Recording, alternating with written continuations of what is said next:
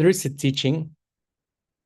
This is a teaching from the Sufi tradition and the mystical tradition of the desert that offers us a different perspective on the weight of our actions. They say that the desert is not an empty space, but rather an absolute mirror of human intention. If a traveler crosses the dunes shouting a curse, the silence of the desert returns the echo of that same curse with redoubled force. But if that same traveler sings a song of gratitude, the entire desert seems to vibrate with that harmony.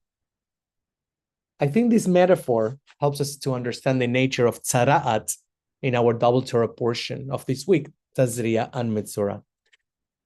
We often approach this text with a certain distance, seeing in maybe like in the archaic laws about stains of the skin, or maybe on the garments or on the walls of our houses. However, our rabbis, our sages, with a psychological depth that we would today call probably avant-garde, identified that this affliction was not a biological disease, but rather a response to the universe, or response of the universe to human behavior. The word Metzora, the afflicted one, is actually a contraction of Motzi Shem Ra, the one who brings forth an evil name upon another. The Metzora is someone who has broken the mirror of the desert, someone who has thrown poison into the air and is surprised when that poison returns to their own skin. I mean, to understand the sin of evil speech, Lashon Hara, we must understand that the damage begins long before the tongue moves. If you realize, it begins in the eye. Because before speaking ill of a neighbor or a leader or a loved one or sister, brother, anyone, we must first have decided to see only their stain, only. We must have reduced the immensity of a being created in the image of God to a single defect or a mistake made. By doing this, we leprosize. We leprosize our own perception. So the world ceases to be a place of light and becomes a catalog of stains. And this is why the Torah's prescription for Metzora is so disconcerting. The person with Metzora, he shall dwell isolated. Outside the camp shall be his dwelling, says the Torah. And this is not a punishment. This is not a punishment imposed from the outside, but a physical manifestation of what the gossiper has already done in their own souls. So by using their words, or our words if we are the Metzora, by using words to divide, to create walls between people, the individual has expelled themselves from the camp of human empathy. So when we are the ones using words to divide, to create walls, we are, nobody is from outside doing anything to us. We are ourselves expelling ourselves from the camp of human empathy. Isolation is just the echo of our own inner silence. The dynamic becomes painfully clear in the story of Miriam. If you might remember, we were going to read this like a month from now. Who is Miriam? She's this heroic prophetess, right? Who saved her own brother, Moses, at the river Nile.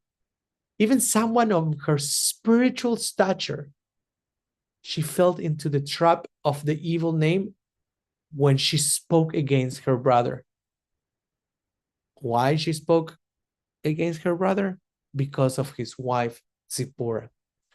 Miriam was not a wicked man. Let's have this clear. But I think that at that moment, her eye became critical and her heart grew cold. Instantly, her skin turned white as snow. The commentators ask why the punishment manifests as snow, and the answer they gave is that snow is cold.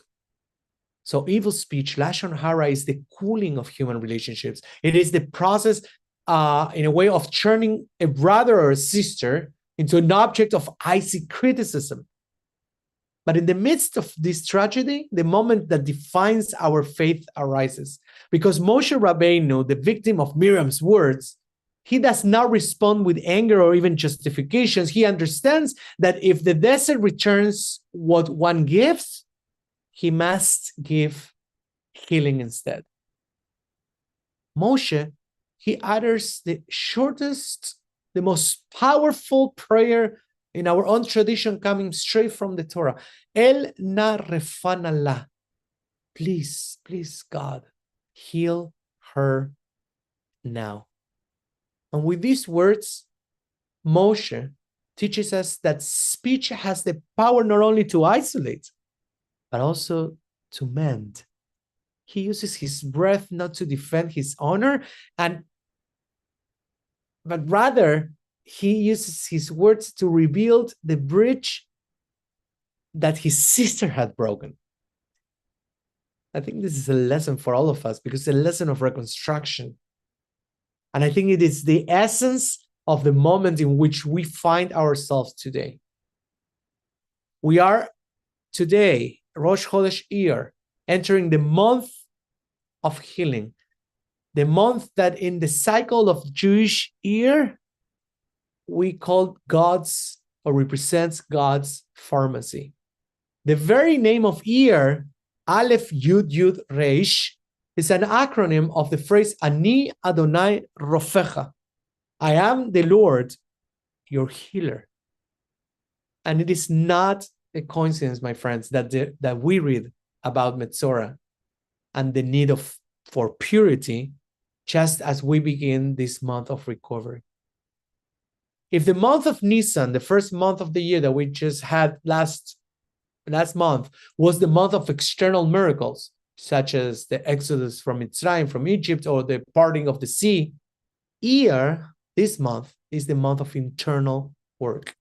It is the month where we count the Omer day after day, recognizing that healing is not a magic event that falls from the sky, but a deliberate process of rectifying our measures, of rectifying our character, and rectifying our own language. And at the root of the Hebrew word for healing, refuah, also lies the concept of mending a garment that has been torn. So to heal in the context of this month means to reunite fragments, put them together, back together.